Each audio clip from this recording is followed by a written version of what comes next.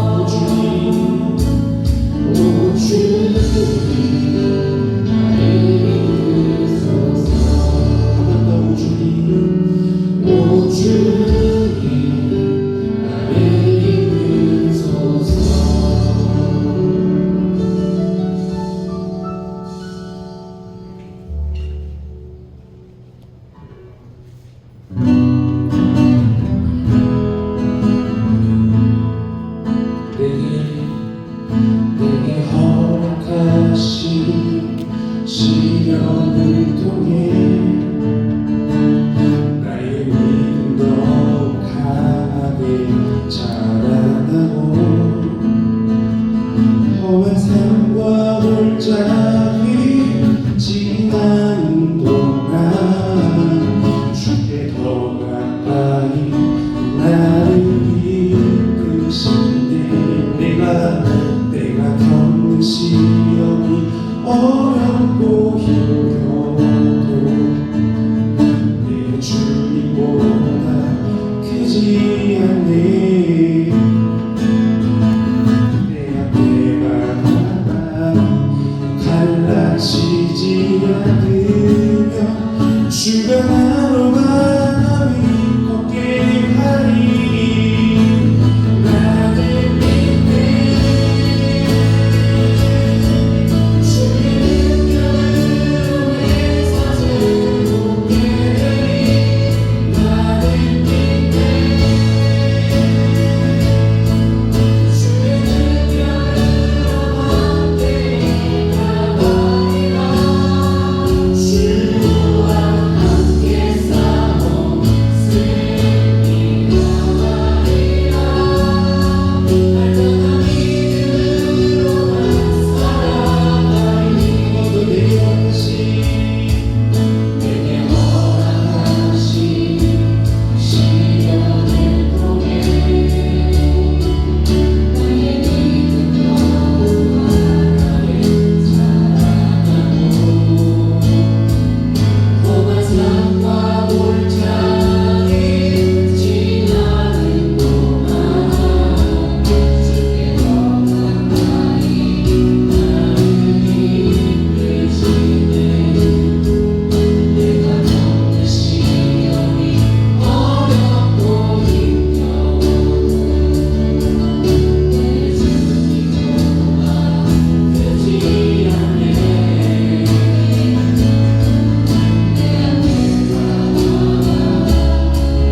갈라지지 않으며 주가 나로 바람이 걷게 하리. 나를 믿네. 주의 능력으로 내 삶을 새롭게 되리. 나를 믿네.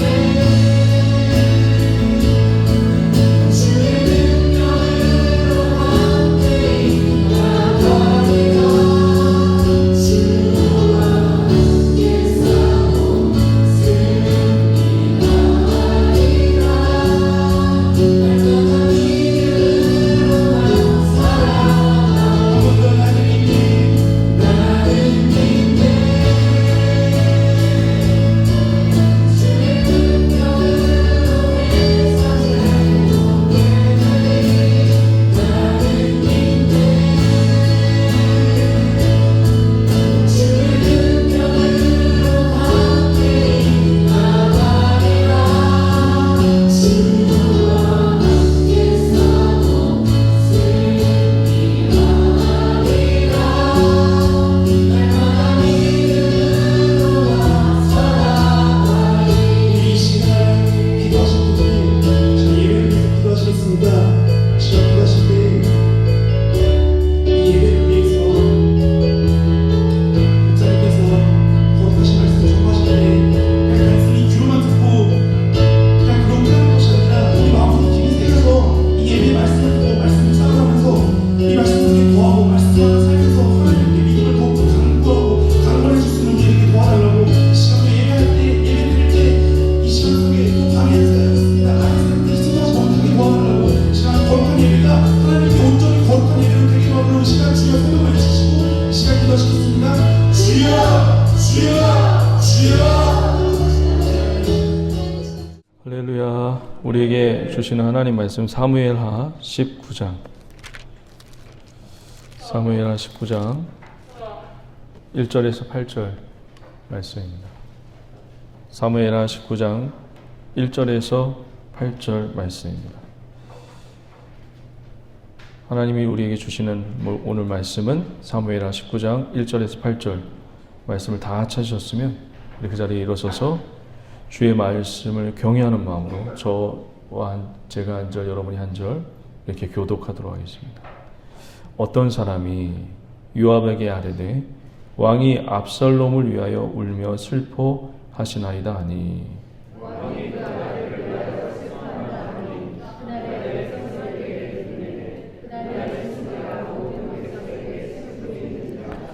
그날에 백성들이 싸움에 쫓겨 부끄러워 도망함같이 가만히 성읍으로 들어가니라.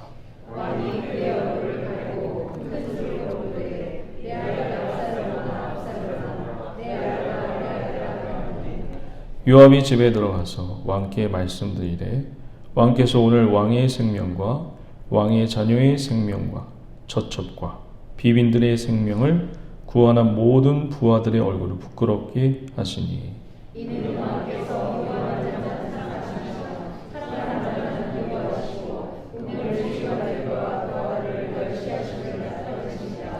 오늘 내가 발견하니 많이 안 사람이 살고 오늘 우리가 다 찾았으면 왕의 나라에 여기시옵나이다. 이제 곧 일어나가 나가 왕의 부하들의 마음을 위로하여 말씀하옵소서. 내가 야훼를 두고 맹세하옵나니 왕이 만일 나가지 아니하시면 오늘 밤에 한 사람도 왕과 함께 머물지 아니할지라. 그리하면 그 화가 왕이 젊었을 때부터 지금까지 당신이 당하신 모든 화보다 더욱 심하리라 하니 왕이 일어나 성문에 앉으니 어떤 사람이 모든 백성에게 말하되 왕이 문에 앉아 계신다 하니 모든 백성이 왕 앞으로 나옵니다.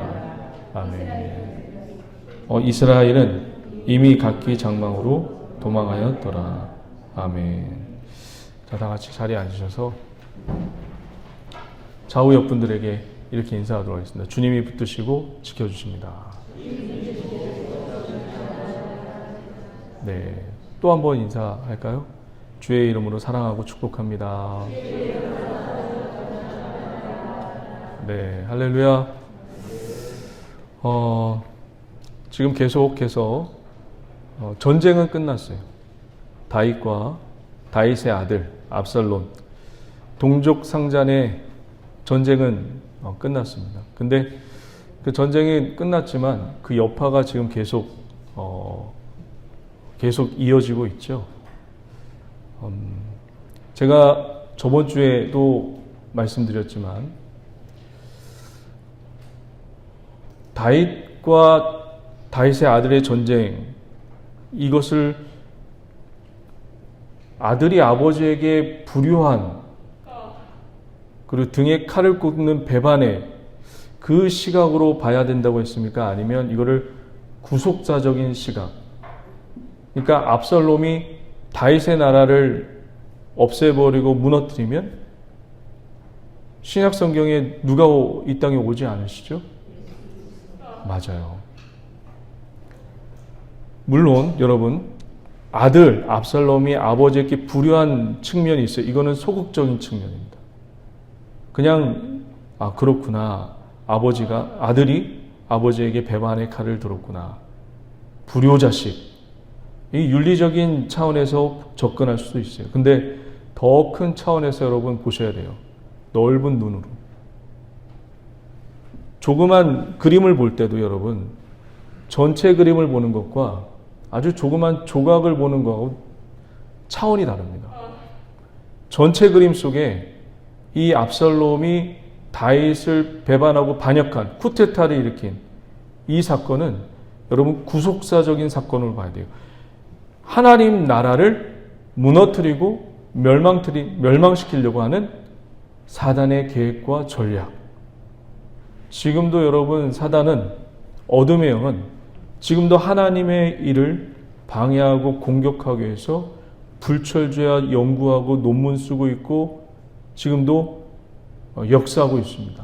하지만 하나님의 역사도 지금 일어나고 있음을 믿으시길 주의 이름으로 간절히 축원드립니다. 할렐루야.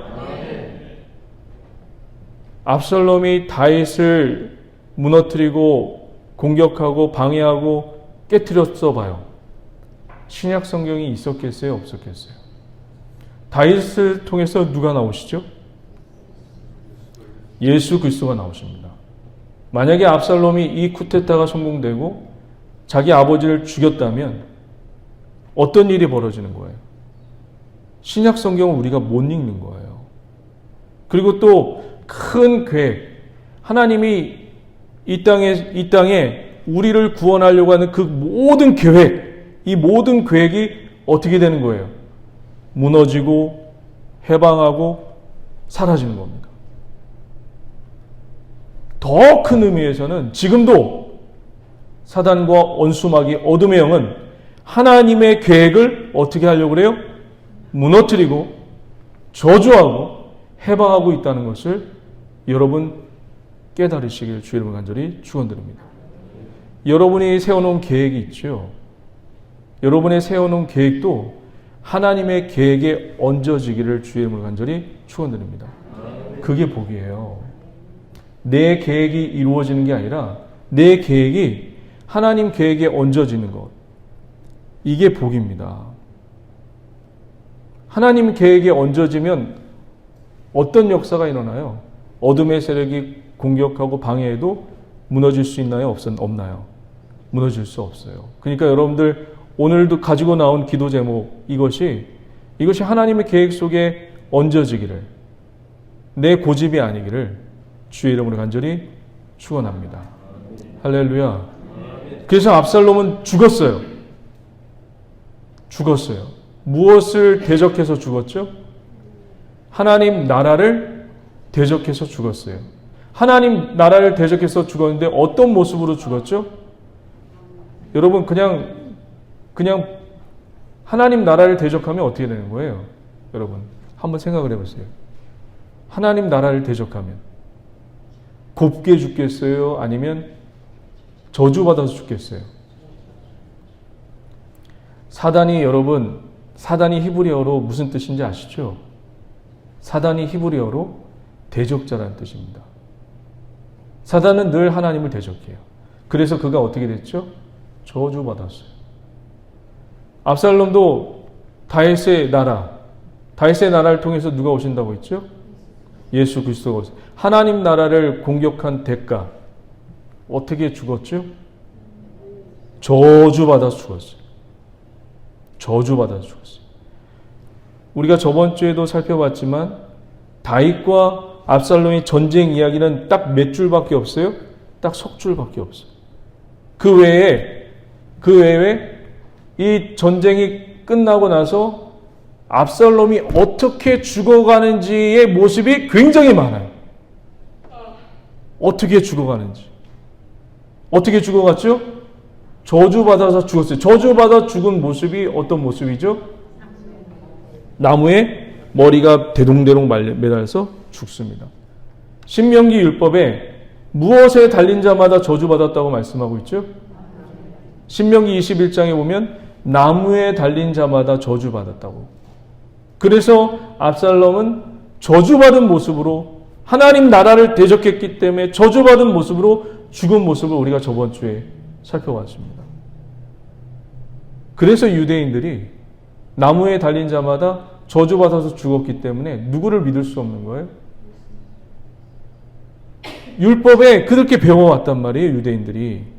나무에 달린 자마다 뭐라고요? 저주를 받았다고. 우리 신명기 한번 펴볼게요. 신명기 21장.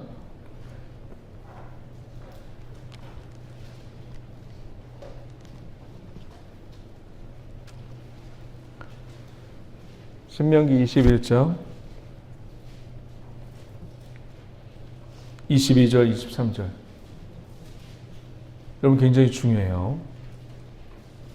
그래서 유대인들이 예수를 지금도 부인합니다. 왜냐하면 예수는 어디서 죽었죠? 나무에서 죽었기 때문에. 나무에 매달려 죽었기 때문에 유대인들은 아직도 예수 그리스도를 부인하고 영접하지 않습니다. 22절. 사람이 만일 죽을 죄를 범함으로 내가 그를 죽여 나무에 달거든. 23절 다 같이 시작.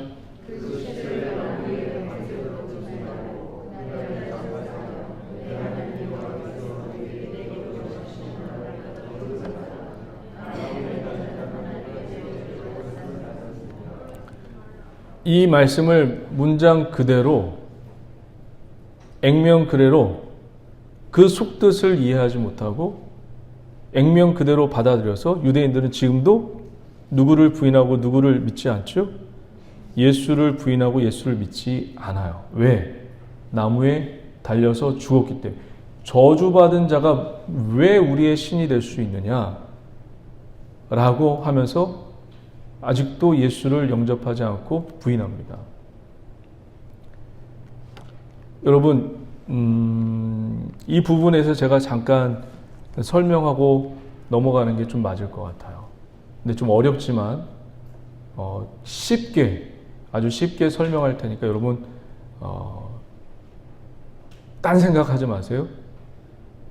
이 예배 끝나고 뭐 먹을지 생각하지 마시고 또 집에 내가 놓고 온 거 없나, 내가 불 끄고 오진 않지 않았나, 잠깐 멈추시고 저의 이 말에 잠깐 그리고 깊이 들으시고 생각하시면서 들어보시기 바랍니다.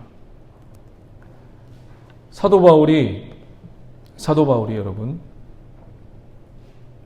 다메섹 도상에서 누굴 잡아 죽이러 가고 있죠? 예수 믿는 사람을 잡으러 가고 있어요. 그때 빛으로 오신 예수님께서 사도 바울에게 자기를 누구라고 소개를 하고 있죠?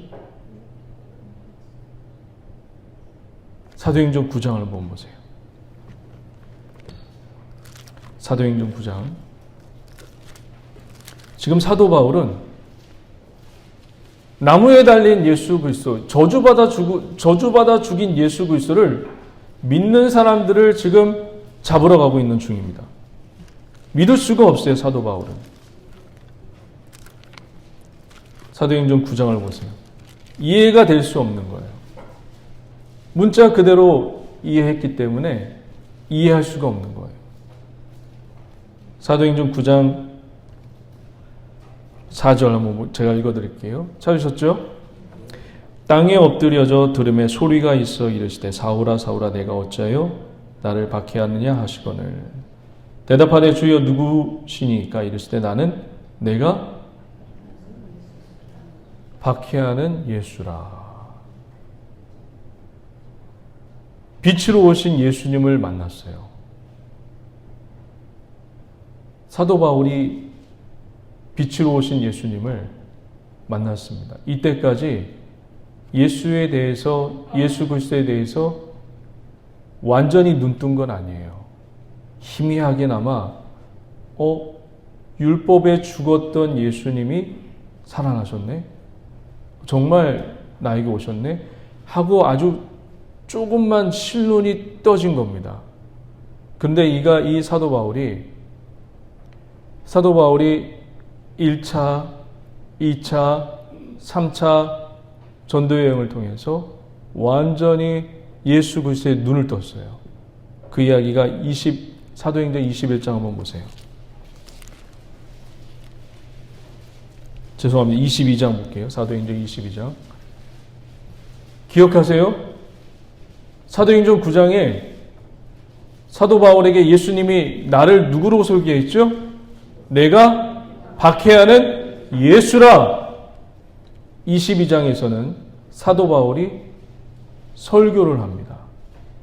예루살렘 모든 유대인들에게 지금 붙잡혀 있는 그런 상황에서 히브리 말로 유대 언어로 설교를 하는데 이 예수님에 대해서 이렇게 설교합니다. 다메섹 도상에서 있었던 이야기를 붙잡힌 상황에서 유대인들에게 지금 설교하는 내용인데 여러분 읽어보시고 제가 그 설교한 내용 중에 8절만 제가 말씀드리도록 하겠습니다. 8절 다 같이 한번 읽어봅니다. 시작.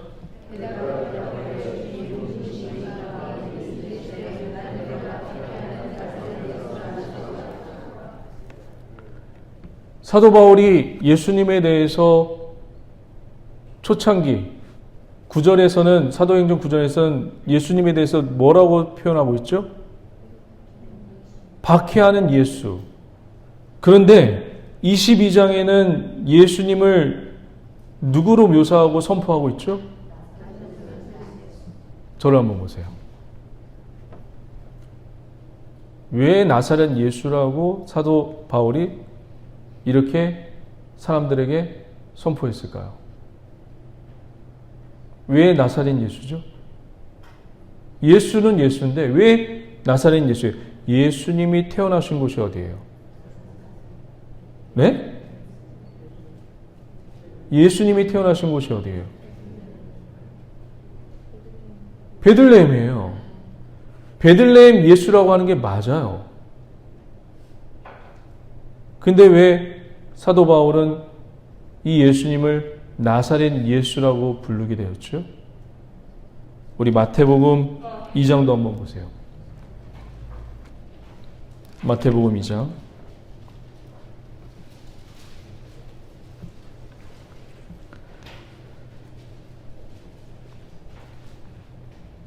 2장 23절.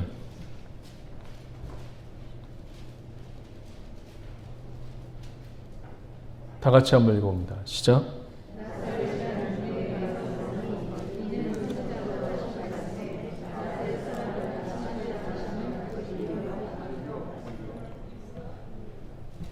이게요, 여러분. 제가 다시 한번 읽어드릴게요. 여러분, 정신 똑바로 차리셔야 됩니다.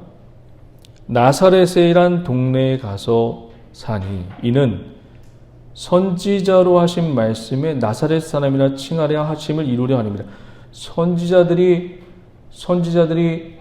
예수님을 나사렛 예수라고 표현한 구절이 있나요? 구약에? 있나요? 없나요?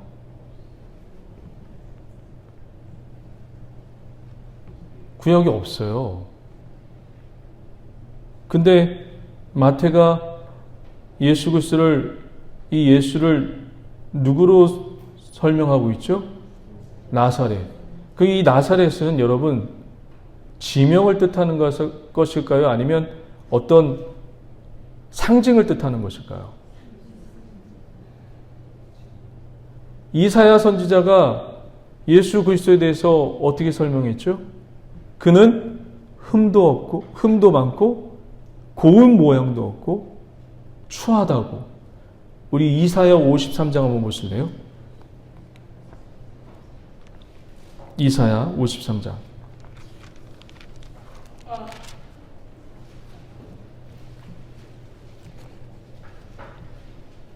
이사야 53장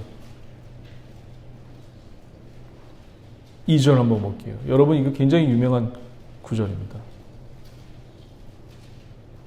이사야 53장 죄송해요. 53장 다 찾으셨습니까? 5절 다 같이 한번 읽어보면 2절 미안합니다. 2절 시작. 마른 땅에서 나온 뿌리 같아서 고운 모양도 없고 풍채도 없은즉 우리가 보기에 흠모할 만한 아름다운 것도 없도다. 그는 멸시를 받아 사람들에게 버림받을 강고를 많이 겪고 질고를 하는 자 마치 사람들이 그에게서 얼굴을 가리는 것 같이 멸시를 당하였고 우리도 그를 기이 여기지 아니하였도다. 아멘.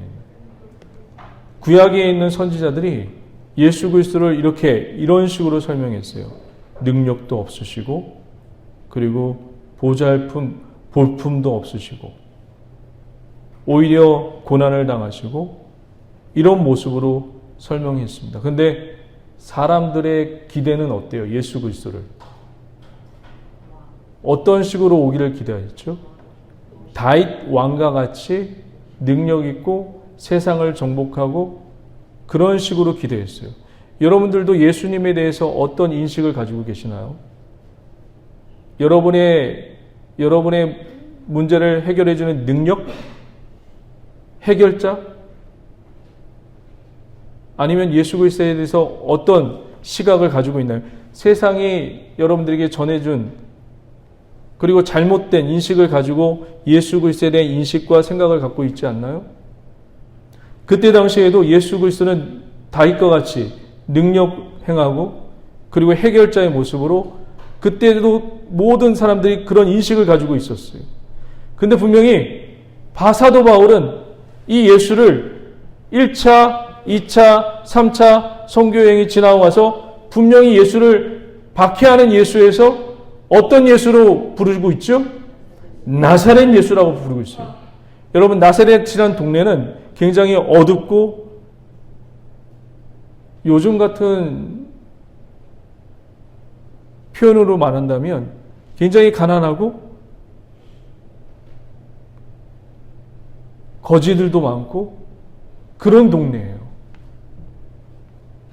옛날에 여러분 서울에 계신 분들은 알겠지만 상암동이 지금 개발되기 전에 뭐가 있었죠? 거기에 월드컵 경기장이 생기기 전에 뭐가 있었나요? 어마어마한 난지도가 있었어요. 근데 거기 위에 사람이 살고 있었어요. 아세요? 아마 서울 살고 계신 분들은 아마 아실 거예요. 제가 거기 아주 이제 청년 때 거기에 이제 운전면허 시험을 보러 갔는데 거기에 그 난지도 그 벌판에 냄새나는 쓰레기 위에 사람들이 살고 있었어요. 그때 당시 개발되기 전까지. 그래서 난지도에 사는 사람들 하면 되게 추하고 더럽고 거지 같은 그게 이미지였어요. 이 나사렛이라는 이미지도 뭐예요? 거지와 볼품없고 아주 못 사는 가난한 동네, 그런 이미지가 있는 겁니다. 사도 바울이 예수 그리스도에 대해서 능력자, 다윗과 같은 그런 왕이 아니라 이제는 나사렛 예수라는 사실을 이제 인식하고 이해했다는 것입니다. 할렐루야! 그러니까 저와 여러분들 예수님에 대해서 많은 교회들이, 제가 뭐 교회를 까는 건 아니지만 예수님에 대해서 능력자, 그리고 해결자, 물론 해결해 주세요. 하지만 그걸로만 설명하고 있는 안타까운 현실을 보게 됩니다. 볼품이 없어요, 예수 그리스도에 대해서.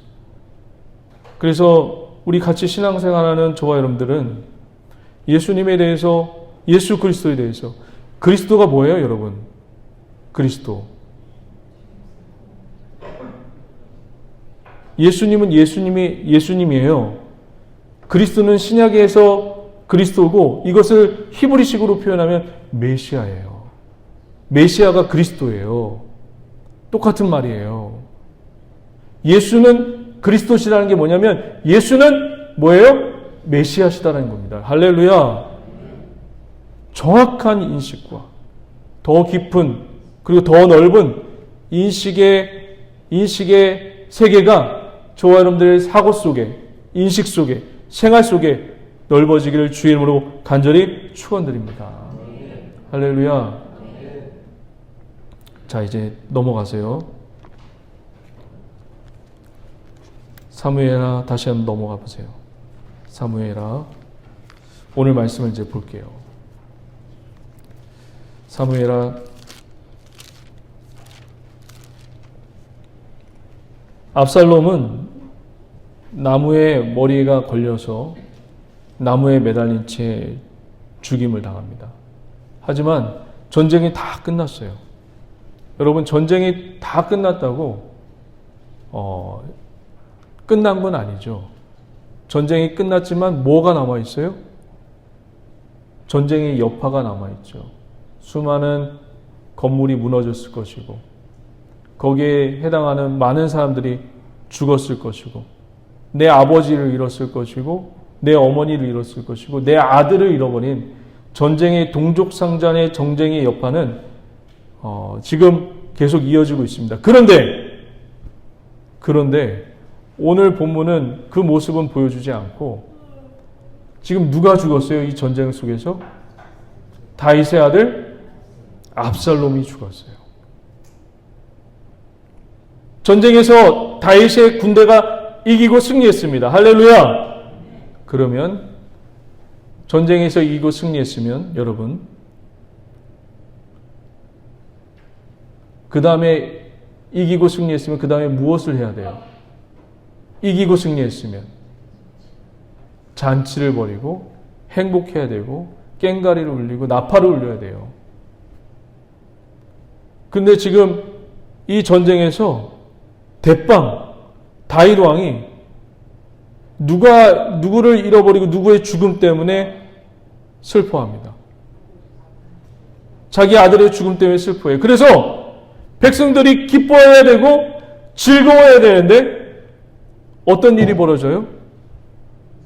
다윗이 슬퍼하고 다윗이 기뻐하지 않기 때문에 이 슬픔과 이 아픔이 백성들 전체로 지금 전염시키고 있어요. 다윗 왕이 슬퍼하고 기뻐하지 않으니까 백성도 뭐 할 수가 없는 거예요? 기뻐할 수 없고 즐거워할 수가 없는 거예요. 1절 한번 보겠습니다. 어떤 사람이 19장 사무엘하 19장 어떤 사람이 요압에게 아뢰되 왕이 압살롬을 위하여 울며 슬퍼하시나이다 하니 왕이 그 아들을 위하여 슬퍼한다 함이 그날의 백성에게 들림에 그날의 승리가 모든 백성에게 뭐라고요? 슬픔이 된지라. 왕이 이래야겠어요? 아니면 기뻐야겠어요, 여러분? 지금 이 왕은 왕으로서의 전쟁의 슬픔을 지금 전쟁에서 이긴 기쁨을 누리고 있는 거예요? 아니면 아버지로서 자기 아들의 죽음을 지금 슬퍼하고 있는 거예요? 왕으로서 지금 기뻐하는 거예요? 아니면 아버지로서 슬퍼하고 있는 거예요? 아버지로서 슬퍼하는 거예요. 지금 다윗은 직분이 뭐예요? 왕이에요. 전체를 아우르고 전체를 다스리고 균형미와 절제미로 다스려야 할 통합왕이란 말이에요. 그런데 지금 그 왕이 지금 뭘 하고 있어요? 공적인 부분에서 왕의 역할을 수행하고 있습니까? 아니면 사적인 영역에서 아버지의 역할에서 아들의 슬픔을 지금 감당하고 있습니까? 아버지로서 지금 사적인 영역에서 지금 슬픔을 감당하고 있어요, 여러분. 다윗의 직분은 뭐예요? 왕이에요. 여러분이 지금 다윗이라면 어떻게 하겠어요? 어렵죠, 그렇죠? 어려운 부분이에요, 사실은. 이 부분이. 쉽지만은 않죠. 우리 교회에서도 마찬가지예요. 우리 교회에서도. 교회 안에서도 공적인 부분이 있고 사적인 부분이 있어요. 분명히. 제 가족 얘기를 해서 좀 죄송하지만 제 아들이 여기서 잘못했어요. 교회 안에서. 근데 잘못했다고 교회 목사인데 전체 성도들을 아우러야 되는데 이 부분에 대해서 어떻게 해야 되겠어요? 혼내야죠. 잘못한 거는. 근데 아버지로서 전체를 아우르지 않고 균형을 갖추지 못하고 아버지로서 다가간다면 낭패죠. 혼내고 꾸짖어야죠. 옛날에 여의도 순복음교회 있을 때 조용기 목사님께서 어느 날 갑자기 설교를 끝내놓고 강단에서 옆에 내려와서 전 성도들에게 절을 하는 모습을 봤어요. 왜 우리한테 왜 절을 하시지? 가만 보니까 이제 이야기를 듣고 보니까 어린 나이인데도 자기의 자녀가 잘못돼서 성도들에게 소문이 퍼진 거예요. 그래서 그것을 설교를 끝내놓고 전 성도 보는 데에서 미안합니다 라고 절을 하시더라고요.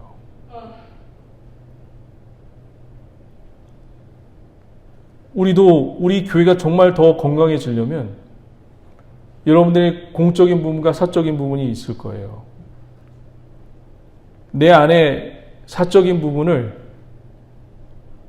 싸고 돌 때가 있어요. 여러분 이것을 주 안에서 주 안에서 더욱더 건강해지고 더욱더 주님 앞에 올곧게 나갈 수 있는 거룩한 믿음의 장로님이요 권사님이요 집사님 되시길 주의 이름을 간절히 축원드립니다.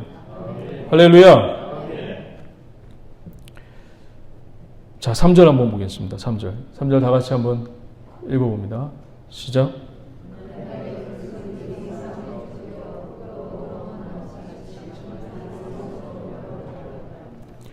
그날에 백성들이 싸움에 쫓겨 진 백성들을 얘기하겠죠. 근데 진 백성들이 왜 부끄러워했을까요? 여러분, 진 백성들은 지금 어떤 마음을 가져야 돼요?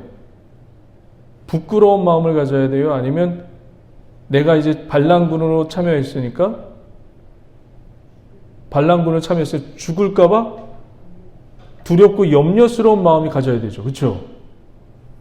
근데 왜 부끄러운 마음을 가졌을까요? 오히려 반란군에 참여한 압살롬 편에 참여한 이들은 지금 죽음을 두려워해야 돼요. 반란군에 참여했으니까. 근데 왜 부끄러워했을까요? 여러분, 이게 원문을 보니까 이 부끄러워하다는 말이 아니라 상처를 입힌 거예요. 그러니까 여러분, 이 교회 안에서 하나님의 나라와 그리고 성도들에게 상처를 입히는 것이 부끄러운 일입니다. 교회 안에서 싸우고 큰 소리 나는 거 있죠. 어떻게 보면 여러분, 큰 소리가 나면 누가 이겨요? 작은 사람이 이겨요? 큰 사람이 이겨요? 큰 소리가 나면 큰 사람이 이겨요. 그런데 그 큰 소리 때문에 상처받고 힘들어하는 사람이 있죠. 지금 그거를 뭐 하라는 얘기예요? 부끄러워하라는 얘기입니다. 상처를 입히는 게 부끄러운 거예요. 내가 이 정도다 영향력을 드러내는 게 아닙니다. 그 표현이에요, 이게. 부끄러워하는 게 내가 져서 내가 자존심이 상해서 부끄러운 그게 아니라 성경은 상처를 입히는 게 부끄럽다라고 지금 표현하고 있는 겁니다. 이들이 두려워서 도망간 게 아니라 반란군에 참여했던 이들이 두렵고 무서워서 도망간 게 아니라 지금 성경 기자는 하나님의 입장에서 하나님 나라를 공격한 이들을 부끄러워하는 자로 지금 묘사하고 있어요. 상처를 입힌 자를 부끄러워하는 겁니다. 부끄럽다는 표현입니다. 4절 한번 보실래요? 자, 이제 지금 다윗이 너무너무 슬퍼하고 있어요.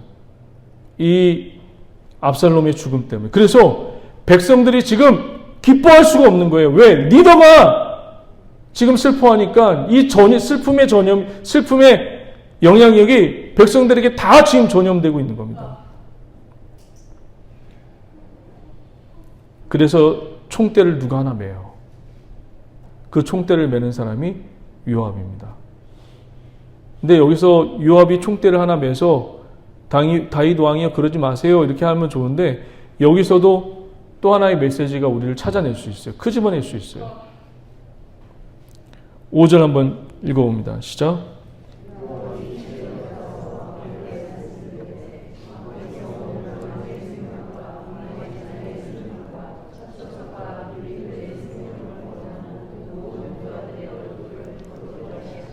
6절도 한번 보실래요? 시작.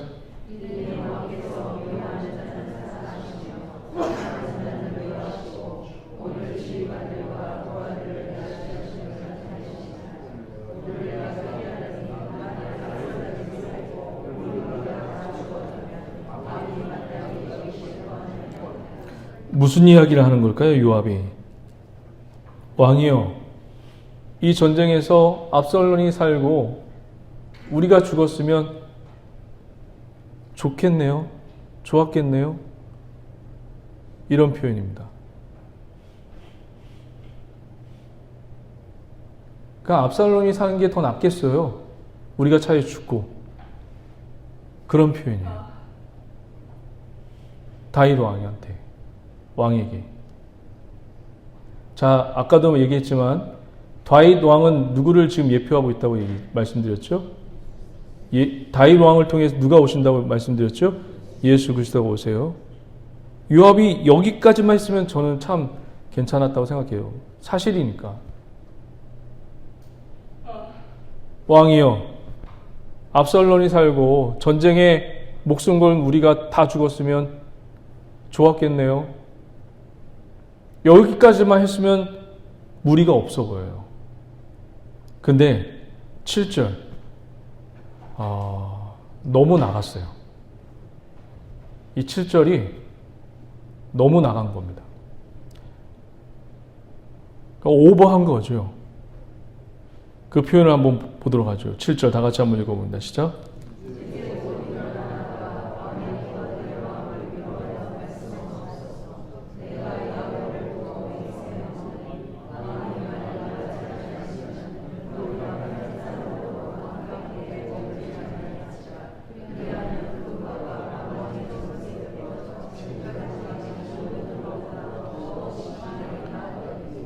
이게 뭐예요?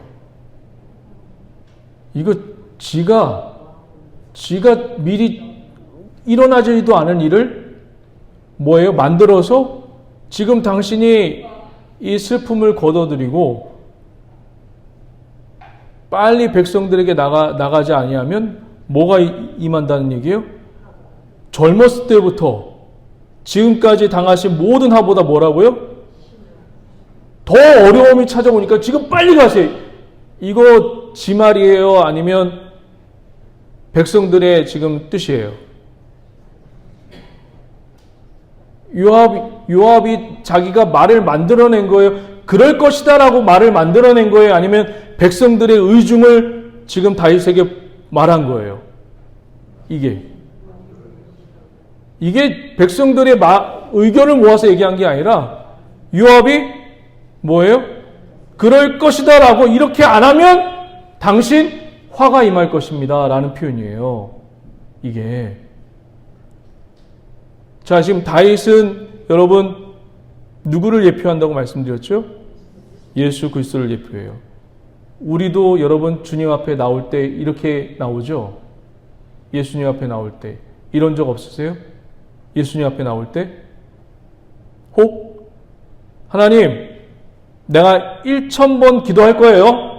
1000번 제단 쌓을 거예요. 내가 이 목표를 놓고 1000번 하나님께 나올 거예요. 그거 1000번 제단 드릴 테니까 그거 들어주세요. 이렇게 나와요? 안 나와요? 우리도. 많은 성도들이 어떤 문제가 있으니까 이 문제를 그려요. 그리고 이렇게 해결되기를 머릿속에 그리고 답을 가지고 와서 하나님 이런 식으로 하나님 해결해 주세요. 라고 답을 가지고 하나님 앞에 나와요? 안 나와요? 먼저 하나님의 뜻을 구하고 하나님 이 상황에서 어떻게 하면 좋겠습니까? 라기보다는 먼저 다 자기 머릿속에 이렇게 해결됐으면 좋겠습니다. 라는 답을 가지고 와서 하나님 앞에 구해요? 안 구해요? 대부분의 성도가 이래요. 저도 마찬가지고. 우리 교회에 여러분 다른 교회처럼 뭐가 없냐면 목표가 없어요. 물론 목표를 세워서 하나님께 영광 돌린다는 건 뭐 나쁜 표현은 아니에요. 근데 그 목표가 다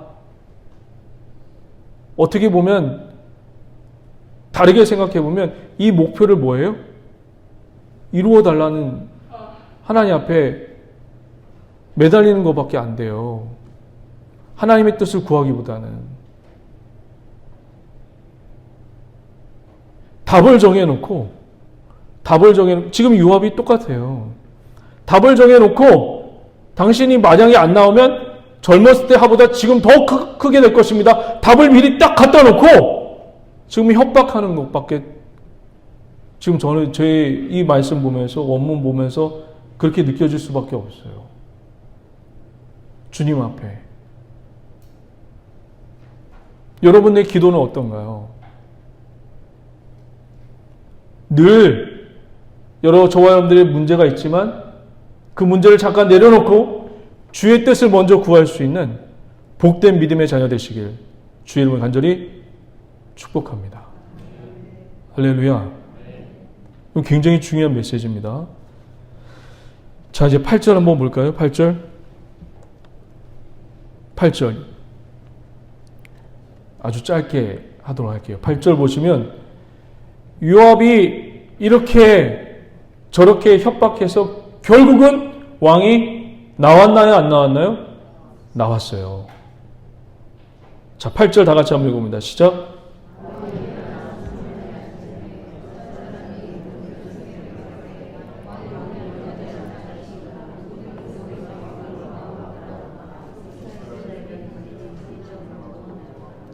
자, 질문 드리겠습니다. 왕이 지금 성문에 나왔다는 얘기는 이제 압살롬도 반역할 때 어디에 나와 있었죠? 성문에 나와 있었어요. 왜 성문에 나와 있냐면 성문은 여러분 히브리 문학에서 롯도, 창세기 보면 롯도 성문 앞에 앉아 있었다고 했는데 이 성문 앞에 나와 있다는 건 지도자를 얘기합니다. 거기서 성문 앞에서 모든 재판이 이루어지고 판결이 이루어집니다. 그리고 통치가 이루어져요. 성문 앞에 나왔다는 얘기는 다윗이 드디어 이제 통치를 시작하고 드디어 다스리기 시작했다는 얘기를 하고 있는 거예요. 이게 문학적으로. 그런데 여러분 굉장히 중요한 사실인데 다윗이 스스로 나왔습니까? 아니면 이끌려 나왔습니까? 다시요. 다윗이 스스로 나왔습니까? 아니면 이끌려 나왔습니까? 이게 중요한 거예요. 스스로 나온 게 아니라 이끌려 나온 게 중요한 겁니다. 이제부터 다윗은 이 쿠데타로 인해서 이 반역을 인해서 이제 다윗은 이끌리는 삶을 살게 됩니다. 스스로의 삶을 사는 것이 아니라 스스로 계획해서 사는 삶이 아니라 자기의 힘으로 막무가내 힘을 쏟아붓는 그런 삶이 아니라 힘으로 밧세바를 쟁취하고 힘으로 우리아를 죽이고 그런 삶이 아니라 이제는 이끌리는 삶을 살게 됩니다. 할렐루야. 예수님의 제자 중에 여러분 누가 제일 잘난 척하면서 돌아다녔나요? 12제자 중에 늘 맨날 막 제가요 했던 제자가 있어요. 누구죠? 예수님이 물 위를 걷다 보면 또 누가 와요? 12제자 중에 제가요 물 위를 걸어볼게요 하고 누구예요? 베드로예요. 늘 베드로가 늘 앞장섰고 늘 선두에 섰고 늘 자기의 힘으로 자기의 생각으로 자기의 계획으로 자기의 뜻대로 예수님보다 앞서려고 늘 애썼던 제 베드로의 모습을 성경에서 보잖아요. 그 뱃속에 그냥 가만히 있지 왜 저도요 제가 갈게요 기다리세요. 그리고 물 위를 걸어요. 그리고 지 혼자 빠지고 그리고 예수님께서 다 모아놓고 니네들 다 나를 버릴 것이다 라고 했는데 베드로가 또 뭐라고 얘기해요? 절대로 그런 일 없어요. 제가 확신합니다. 늘 나섰던 사람이 베드로예요. 이런 베드로가 어떻게 됐죠? 예수님을 3번이나 부인했어요. 나락으로 떨어졌어요. 이제 끝났어요. 그의 사도권은 이제 끝났습니다. 제자에서 이제 끝난 거예요. 예수님의 제자에서. 베드로가 끝났어요, 이제. 사도권을 박탈당했어요. 왜냐하면 여러분, 이 3번 부인이, 3번 부인은, 여러분 유대인들에게 3번 부인은 뭐예요? 완전 부인이고 완전 저주예요. 이거를 베드로만 알고 있었어요? 아니면 유대인들과 제자들도 알고 있었어요? 다 소문이 났어요. 끝난 겁니다. 이 끝난 인생을 다시 이 제자도권을 사도권을 회복하기 위해서 예수님이 찾아오셨죠. 찾아와서 예수님이 너 왜 이런 배반을 했니? 너 왜 이렇게 나에게 저주하면서 이렇게 부인을 했니? 이것을 꼬집지 않으시고 무엇을 물어보셨죠? 두 가지를 물어보셨죠. 뭐죠? 첫 번째가 네가 다시 제자로 사도권을 회복하려면 다시금 훈련을 받아야 한다. 그리고 다시 공부해야 된다. 그리고 회개해야 된다. 그 얘기를 하지 않으셨어요. 나 같았으면 저를 만약 배반했으면 왜 배반했어? 왜? 처음부터 육하 원칙에 따라서 다 꼬치꼬치 따지고 막 그랬을 거예요. 근데 예수님은 두 가지만 딱 하셨어요. 베드로에게. 첫 번째가 뭐죠? 네가 나를 그것만 물어보셨어요. 내가 너를 사랑한 것처럼 너도 나를 사랑하게 하면 된다. 그걸로 끝이었어요. 또 하나 물어보셨죠? 뭐죠? 내 양을 먹이라. 먹이라는 얘기가 뭐예요? 말씀으로 가르치라는 얘기입니까? 뭐예요? 내 양을 먹이고 치라? 이게 무슨 얘기일까요? 이거 압축된 내용이에요. 그냥 말씀을 그냥 가르치라는 얘기가 아닙니다. 여러분, 제가 지금 말씀을 가르치지만 말씀을 가르친다고 다 따라오나요? 아니에요. 베드로도 이걸 알았을까요? 몰랐을까요? 그가 사역하면서 알았어요.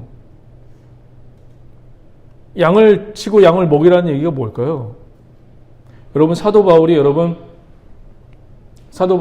늘 1차 선교여행, 2차 선교여행, 3차 선교여행을 진행하면서 한 번도 자기가 스케줄을 짜고 계획하면서 내가 내일은 빌립보 가야겠다. 내일은 데살로니가 가야겠다. 내일은 베레아에 가야겠다. 내일은 아덴을 가야겠다. 내일은 고린도로 가야겠다. 이렇게 한 번도 이렇게 계획과 스케줄 짠 적이 있나요? 없나요? 한 번도 없어요. 교회는 그렇게 세워진 적이 없어요. 다 바울이 어떻게 하다가 교회가 세워졌죠? 다 쫓겨나고 박해받아서 밀쳐지고 멀어지고 쫓겨나서 교회가 세워진 거예요. 바울이 무엇을 깨달았을까요? 바울의 삶은 1차, 2차, 3차 전도여행을 하면서 자기가 주도한 게 아니라 바울의 삶은 이제부터 누구에게 이끌리는 삶이 됐던 거예요. 하나님께, 성령님께, 그리스도께 이끌리는 삶이 됐던 거예요. 할렐루야. 베드로도 마찬가지예요, 여러분. 사도 바울이, 다시 한번 설명드리나, 사도 바울이 예배소 교회 장로들에게 마지막으로 부탁한 말씀이 있어요. 내가 이제 떠날 텐데 장로님들에게 이 예배소 교회를 잘 부탁드립니다. 장로님의 영향력으로 이 예배소 교회의 성도들 잘 다스려 주십시오. 그런 얘기를 일절하지 않았어요. 사람의 영향력에 맡기지 않았다고요. 사람의 가르침에 맡기지 않았어요. 사람의 지식에 맡기지 않았어요. 예배소 교회를 어떻게 맡겼나요? 사도행전 20장 빨리 펴보세요.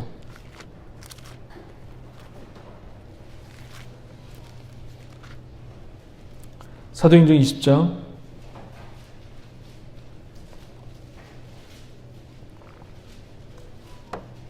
사도행전 20장 찾으셨습니까?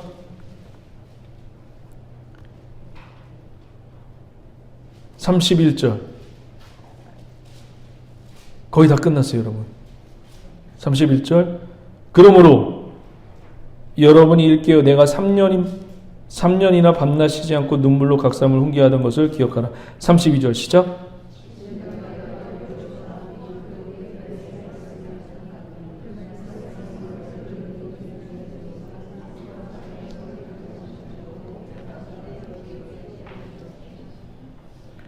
사도 바울이 무엇을 부탁했어요? 사람에게 부탁했어요? 그 리더십에게 부탁했나요? 누구에게 부탁했나요? 말씀에 부탁했어요. 할렐루야. 사람에게 부탁하지 않았어요. 떠나면서 이 교회를 말씀께 의지했어요. 사도 바울은 알았어요. 내가 이끌림 받아야 되고 내 영향력이 아니라 주의 말씀에 붙들리면 그 교회가 세워진다는 것을 이제 몸으로 체득하고 온전히 전인격적으로 깨닫기 시작합니다. 자, 베드로도 마찬가지죠. 내 양을 먹이라는 얘기는 이 이야기는 바로 이겁니다. 우리 요한복음 21장 볼게요. 요한복음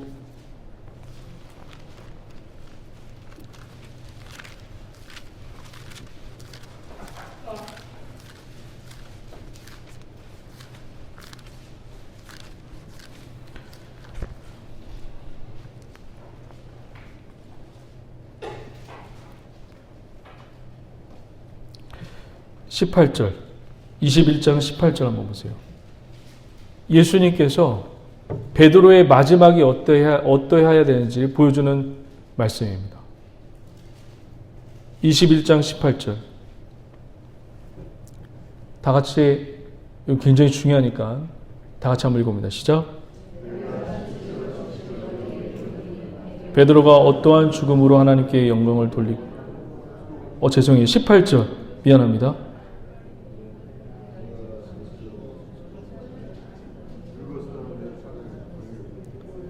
제가 다시 한번 읽어드릴게요. 죄송해요. 내가 진실로 내게 이르노니 내가 젊어서는 스스로 띠뛰기 원하는 곳으로 다녔거니와. 맞죠? 베드로가 나 잘났다 하고서 다녔어요. 어디든지 안 나선 대국이 없어요. 늘 나선 사람이 베드로입니다. 그랬는데 예수님께서 늙어서는, 나이가 들어서는, 시간이 지나고 나서는 성령의 은혜와 말씀에 사로잡힌 베드로가 이제 어떻게 다닌다고요? 내 팔을 벌리니 남이 내게 띠띠우고 원하지 아니한 곳으로 데려가리라. 이끌려 다니리라. 할렐루야.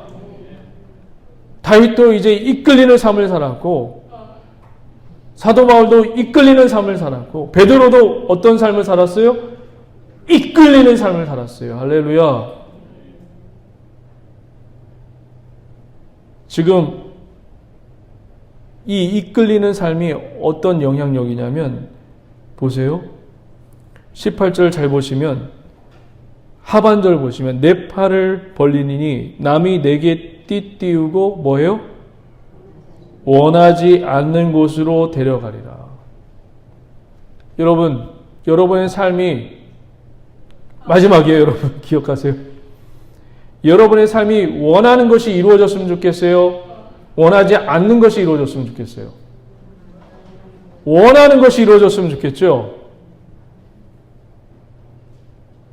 진정한 리더십은 원하지 않는 곳으로 이끄는 게 진정한 리더십입니다. 여러분들이 원하는 곳에 가면 안 돼요.